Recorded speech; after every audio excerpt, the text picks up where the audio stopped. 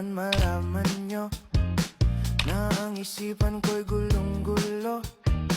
Nagtatanong kung susundan ko siya dahil ang puso ko ay nabihag niya. Alam mo bang minamahal ko siya at tunay ang aking nadarama. Kahit ako'y nagmumukhang tanga, ay ayos lang basta kasama siya. Kahit sabihin pa ng iba, nababaliw na akong talaga. Kahit mayroong ibang nagcha-cha-cha, nagrurumba, nagsasalsa.